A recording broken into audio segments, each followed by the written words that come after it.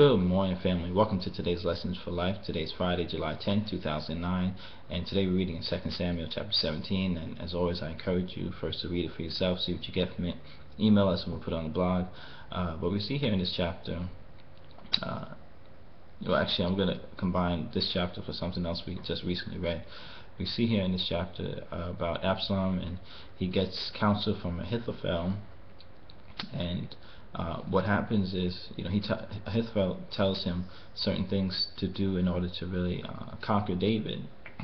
And then after him, Hushai, if that's how you pronounce it, comes and he gives counsel as well. And they decide, Absalom decides to go, not to go with Ahithophel's counsel. But what I want to really bring up for Lessons for Life is what we even read before with David.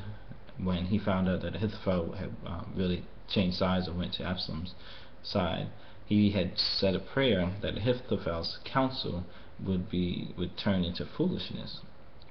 And if you look at it on just immediately, it wasn't actually that prayer was exactly answered in that way, because Ahithophel's counsel wasn't what I would say a foolish counsel. He actually did something that probably would have worked, especially if David had not known, was forewarned about it.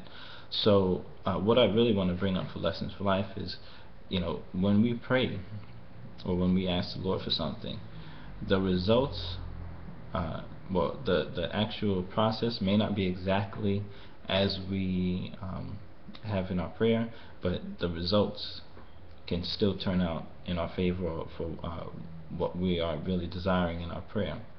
Because we don't really know how certain things are supposed to come to pass, and we may pray for something and expect it to come one way, but it actually comes another. And the reason I'm saying this is because David prayed for Ahithophel's counsel to turn into foolishness.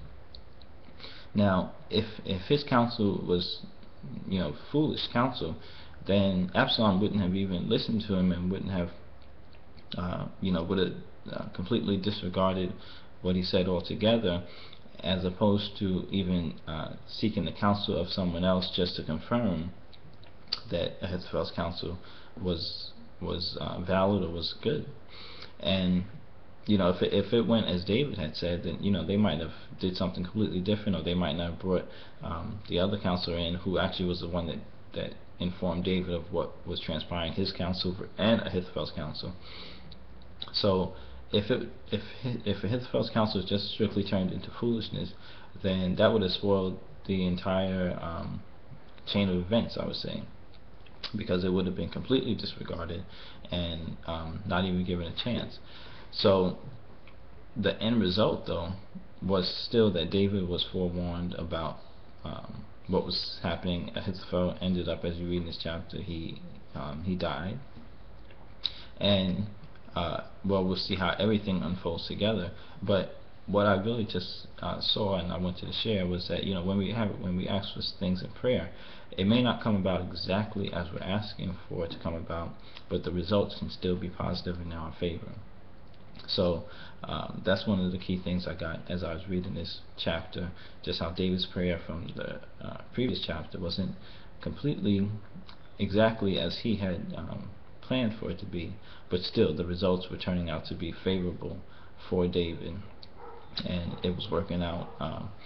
And another just confirmation that Ahithophel's counsel wasn't complete foolishness. It says in this chapter here about how the Lord had wanted to really exact revenge against Absalom, so he really made them to not listen to or heed Ahithophel's counsel, which wasn't foolish counsel. It didn't say there was foolish counsel, but it was just that he made Absalom and those men decide to go with the counsel from Hushai, or however you say his name. So that's what I wanted to share with you for Lessons for Life. So when we pray, the results is really the key thing, and the process, it may not go exactly as we plan for it.